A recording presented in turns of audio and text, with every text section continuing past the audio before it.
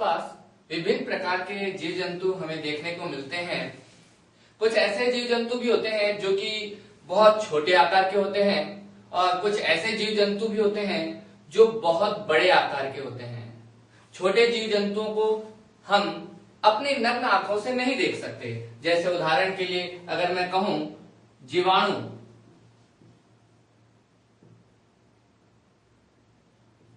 जो बहुत ही सूक्ष्म जंतु होते हैं। इसके अलावा कवक, जीवाणु, कवक आदि बहुत छोटे होते हैं जिन्हें हम अपनी नग्न आंखों से नहीं देख सकते। लेकिन इसके अलावा हमारे आसपास जो बड़े जीव जंतु दिखाई देते हैं, जैसे गाय, भैंस, कुत्ता, बिल्ली, ये सब बड़े आकार के जंतु होते हैं। चाहे कोई जंतु छोटा हो चाहे कोई बड़ा, दोनों छोटे और बड़े जंतुओं की जो प्रमुख विशेषता यह है कि इनका शरीर कोशिकाओं से मिलकर बना होता है। उदाहरण के लिए यदि हम एक इमारत की कल्पना करें, एक मकान की कल्पना करें, तो हम ये देखते हैं कि यह मकान या इमारत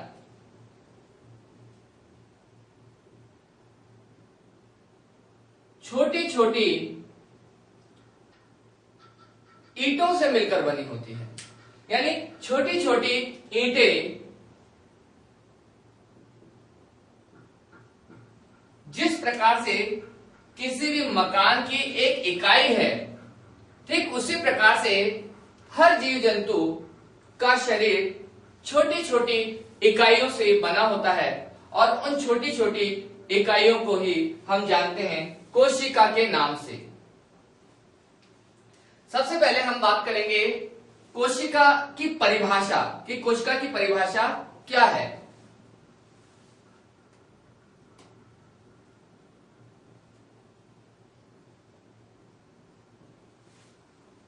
कोशिकाएं पाई जाती हैं सजीवों के शरीर में और सजीवों के शरीर की पूरी संरचना कोशिका से ही बनी होती है। और सजीवों के शरीर में जितनी भी क्रियाएं होती हैं, क्रियाओं से तात्पर्य है जैसे श्वसन है, जैसे पाचन है, जैसे उत्सर्जन है, ये सब प्रक्रियाएं, तो ये सारी की सारी प्रक्रियाएं जो हैं वे भी कोशिकाओं के द्वारा ही संपन्न होती है। अर्थात सजीवों के शरीर की संरचनात्मक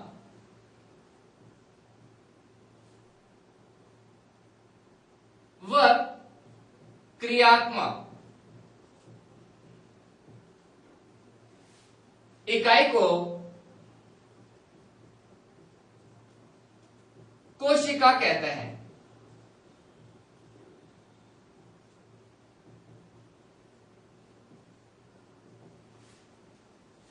संरचनात्मक अर्थात शरीर की संरचना, क्रियात्मक अर्थात शरीर में होने वाली विभिन्न प्रक्रियाएं।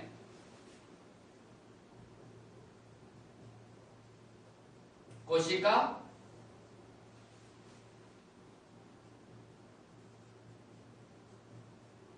संरचनात्मक इकाई, क्यों? क्योंकि शरीर की संपूर्ण संरचना, शरीर के विभिन्न अंग सभी कोशिकाओं से ही मिलकर बने होते हैं। इसी प्रकार से यदि हम बात करें क्रियात्मक इकाई, तो शरीर में बहुत सारी क्रियाएं होती हैं। श्वसन, पाचन, उत्सर्जन, ये सभी प्रक्रियाएं भी कोशिकाओं के द्वारा ही संपन्न होती है। कोशिका की परिभाषा का अध्ययन करने के पश्चात हम ये देखना चाहेंगे कि कोशिका की खोज किसने की थी, अर्थात सबसे पहले कोशिका को किसने देखा।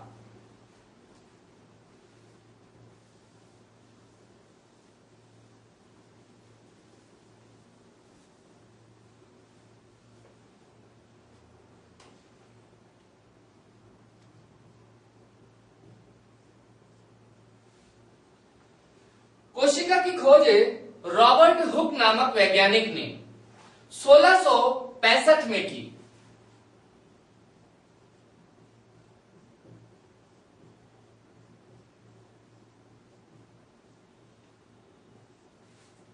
रॉबर्ट हुक ने एक बड़े वृक्ष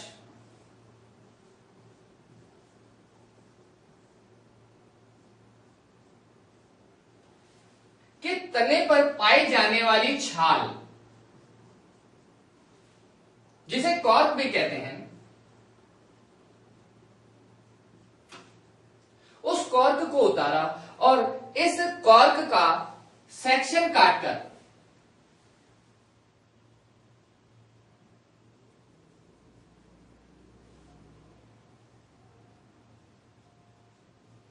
सेक्शन अर्थात छोटे छोटे टुकड़े काटकर इन टुकड़ों का सूक्ष्मदर्शी द्वारा अध्ययन किया।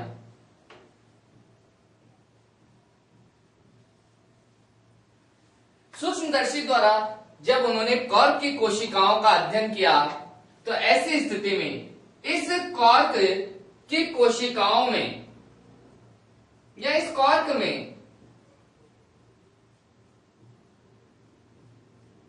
उन्हें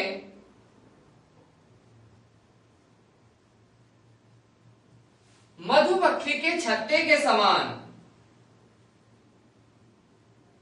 अनेक छोटे छोटे प्रकोष्ठ दिखाई दिए और इन छोटे छोटे प्रकोष्ठों को रॉबर्ट हुक ने कोशिका अर्थात सेल नाम दिया।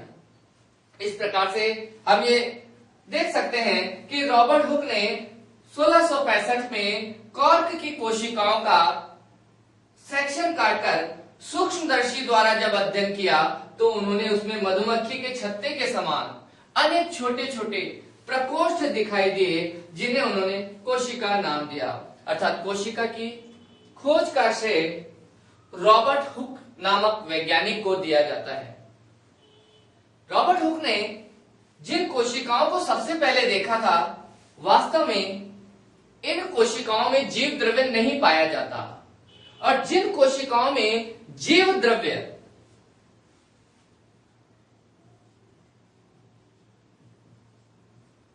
नहीं पाया जाता है, ऐसी कोशिकाएं निर्जीव होती हैं।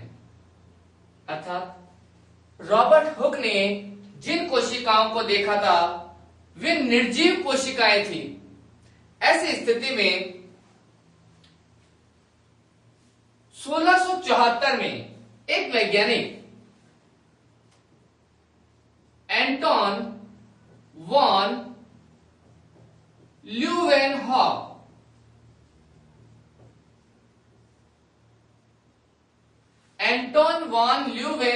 ने 1674 में अपने द्वारा एक सूक्ष्मदर्शी को बनाया और उस सूक्ष्मदर्शी द्वारा उन्होंने फिर छोटे छोटे कुछ जीव जंतुओं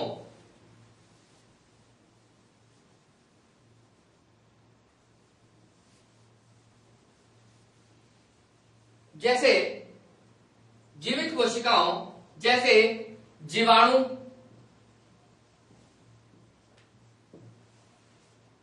इसके अलावा प्रोटोजोआ,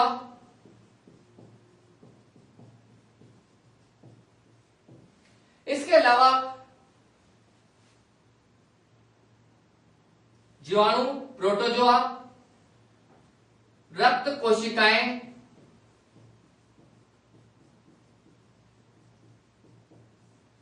यानी आरबीसी, लाल रुधिर कणिकाएं और शुक्राणु आदि कोशिकाओं का अध्ययन किया। इस प्रकार से एंटोन वॉन ल्यूवेनहॉक ने सबसे पहले सजीव कोशिकाओं को देखा था। यानी हम ये कह सकते हैं एंटोन वॉन ल्यूवेनहॉक ने सजीव कोशिकाओं का अध्ययन किया।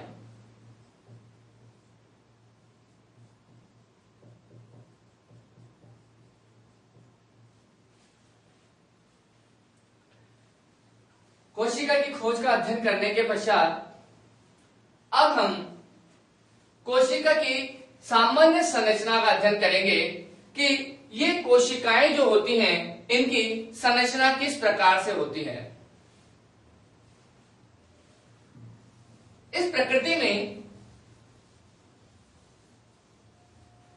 जीवों को दो भागों में बांटा गया है, एक पादप और दूसरे जंतु।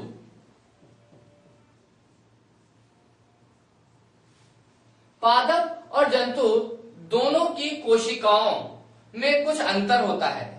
अतः सबसे पहले हम एक सामान्य पादप कोशिका की संरचना का अध्ययन करेंगे।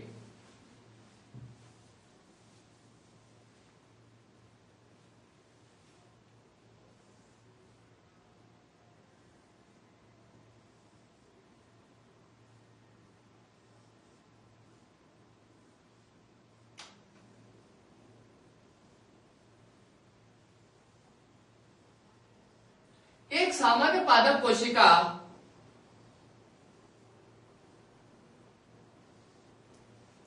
के चारों ओर एक कठोर दृढ़ आवरण पाया जाता है और इस कठोर दृढ़ आवरण को हम कहते हैं कोशिका भित्ति।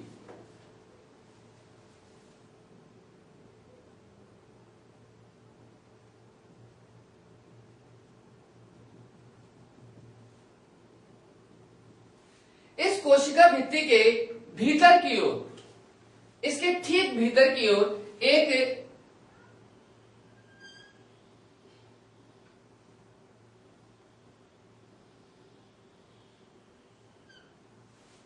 पतली व लचीली चयनात्मक पारगम्य।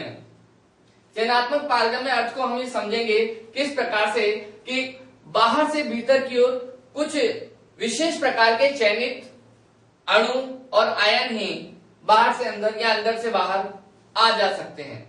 तो एक विशेष प्रकार की पतली लचीली झिल्ली का आवरण पाया जाता है और इस झिल्ली को हम कहते हैं प्लाज्मा झिल्ली। सबसे बाहर कोशिका भित्ति और उसके भीतर की ओर प्लाज्मा झिल्ली।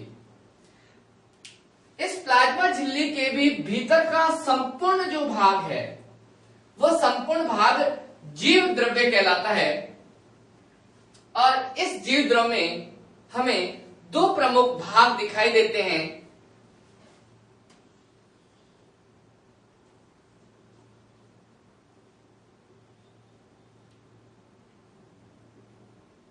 केंद्रक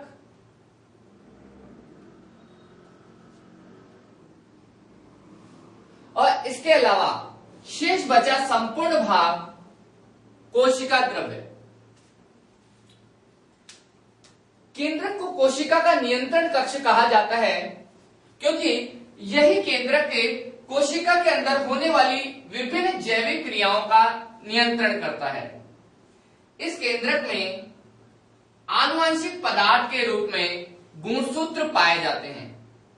गुणसूत्र वे रासायनिक संरचनाएं होती हैं जो कि एक पीढ़ी से दूसरी पीढ़ी में आनुवंशिक लक्षणों के स्थानांतरण का कार्य करती हैं। यहां देखिए कोशिका भित्ति,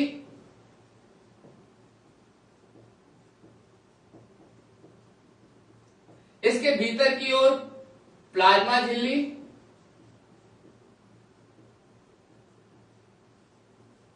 और प्लाज्मा झिल्ली के अंदर का संपूर्ण भाग जीव द्रव्य और इस जीव द्रव्य में भी एक विशेष प्रकार की संरचना जिसे हम कहते हैं केंद्रक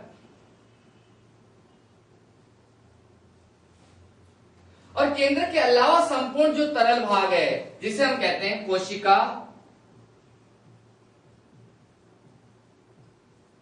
द्रव्य। केंद्रक में भी आनुवंशिक पदार्थ अर्थात गुणसूत्र,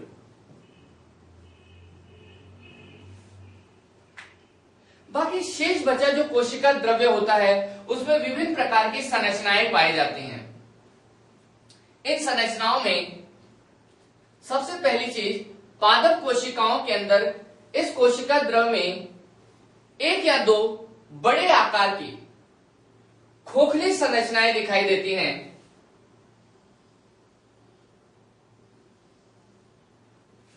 जिन्हें हम कहते हैं रिक्तिका या रसधानी।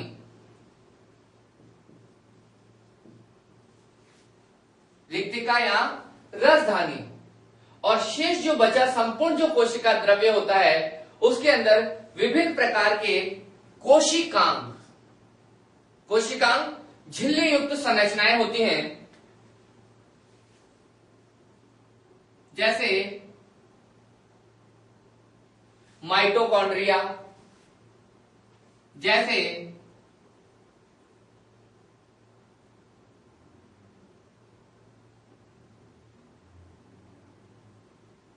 गोल्जी काय, विशेष प्रकार की छोटी छोटी संरचनाएं राइबोसोम। इसके अलावा पादप कोशिकाओं में पाई जाने वाली एक विशेष संरचना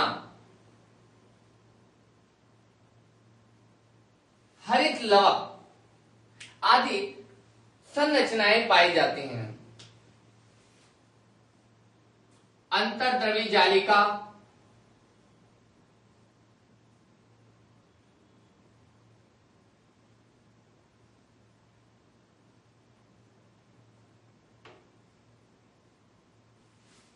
लाइसोसोम। तो इस प्रकार से हम ये देखते हैं कि केंद्रक के अलावा जो बचा संपूर्ण भाग है, उसमें रिक्तिका, माइटोकॉन्ड्रिया जिसे कोशिका का शक्तिगृह कहते हैं, क्योंकि इसमें ऊर्जा का निर्माण किया जाता है। हरित लवक जिसमें प्रकाश संश्लेषण की प्रक्रिया द्वारा भोजन का निर्माण होता है, और यह पादप कोशिका में पाई जाने वाली विशेष संरचना है। जंतु कोशिका में इसका अभाव होता है। इसके अलावा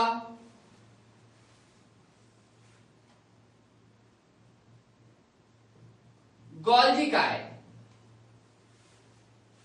केंद्र के आसपास चारों ओर विशेष प्रकार की जालनुमा संरचना, जिसे कहते हैं हम अंतर्द्रवी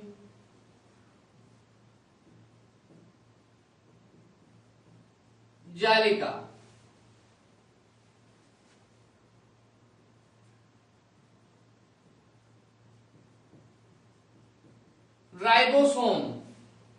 राइबोसोम में प्रोटीन का निर्माण होता है, प्रोटीन संश्लेषण की प्रक्रिया, अर्थात इसमें प्रोटीन बनता है। और लाइसोसोम, जिसे कोशिका के आत्मघाती थैली के नाम से भी जाना जाता है। तो इस प्रकार से हम ये देख रहे हैं कि एक सामान्य पादप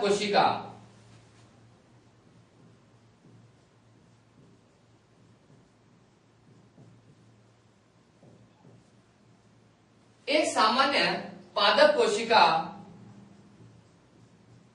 में जो प्रमुख भाग हैं, पहला है कोशिका भित्ति,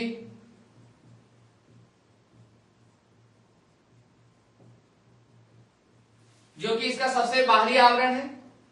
यह सेल्यूलोज की बनी होती है, सेल्यूलोज से बनी होती है, और इसका काम है कोशिका की आकृति को बनाए रखना, और साथ ही साथ में कोशिका की बाह्य आघातों से, बाह्य चोट से सुरक्षा करना। दूसरा भाग प्लाज्मा झिल्ली,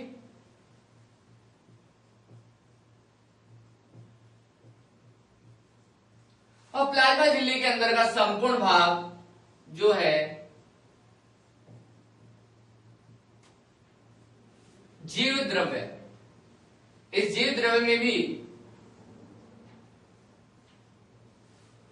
एक केंद्रक और केंद्रक के अलावा जो संपूर्ण भाग है वह है कोशिका द्रव्य।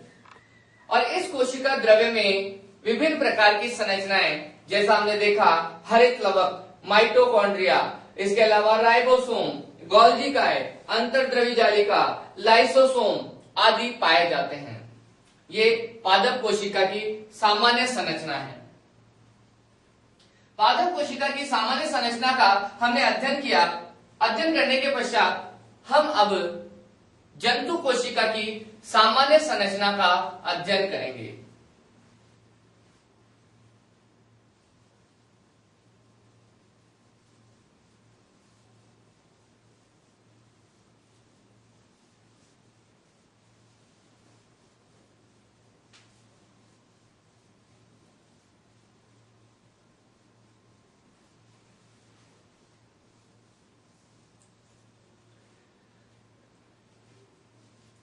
एक सामान्य जंतु कोशिका का जब हम अध्ययन करते हैं तो हम ये पाते हैं कि जंतु कोशिका में सबसे बाहर की ओर प्लाज्मा झिल्ली पाई जाती है।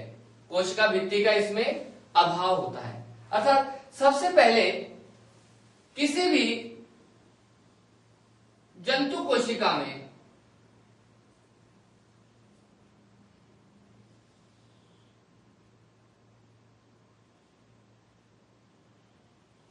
सबसे बाहरी आवरण प्लाज्मा झिल्ली का होता है।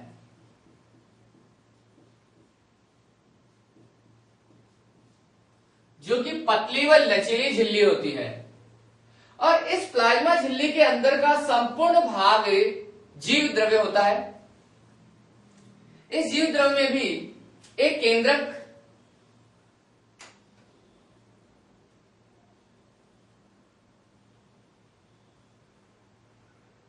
जो लगभग मध्य में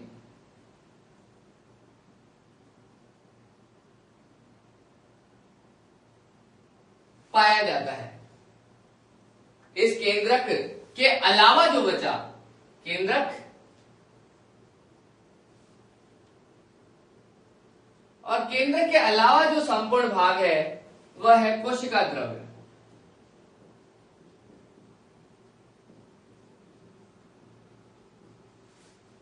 केंद्रक में आनुवंशिक पदार्थ अर्थात गुणसूत्र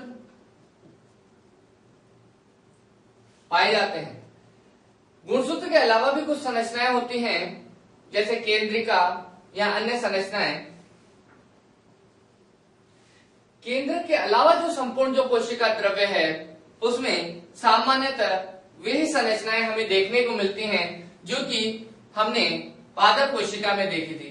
उदाहरण के लिए जैसे हरित लवक, माइटोकॉन्ड्रिया, हरित लवक का अभाव होता है, माइटोकॉन्ड्रिया, इसके अलावा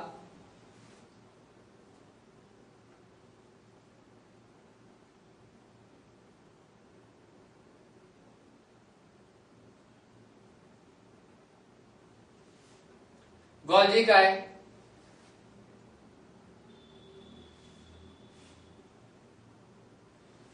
ribosomes, lysosome,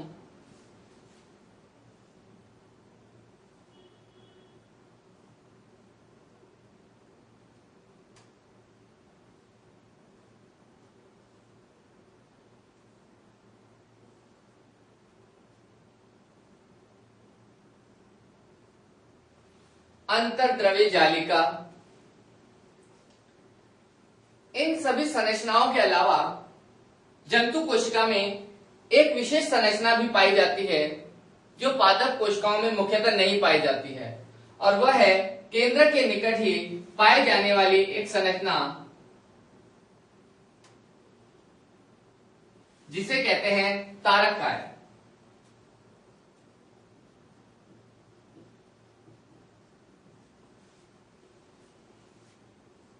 lysosome, mitochondria,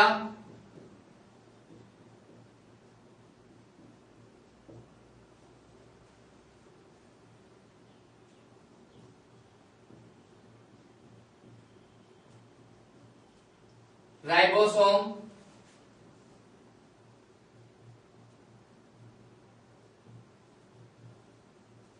Golgi काय,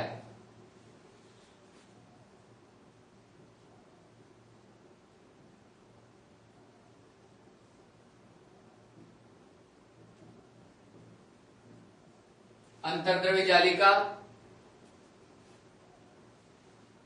इस प्रकार से जंतु कोशिका में रिक्तिका मुख्यतः नहीं पाई जाती है।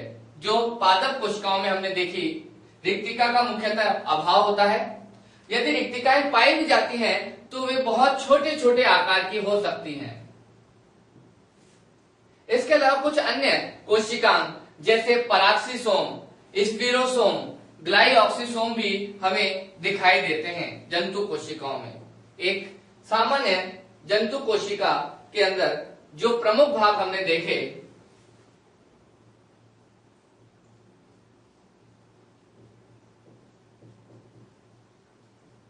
सबसे पहला बाहरी भाग,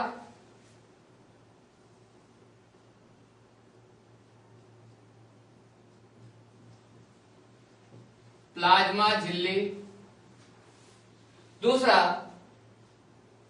हमने देखा प्लाज्मा झिल्ली के भीतर का संपूर्ण भाग अर्थात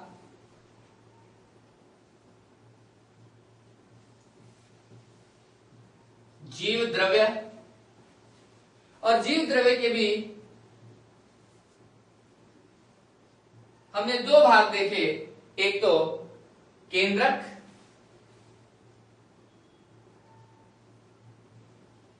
और दूसरा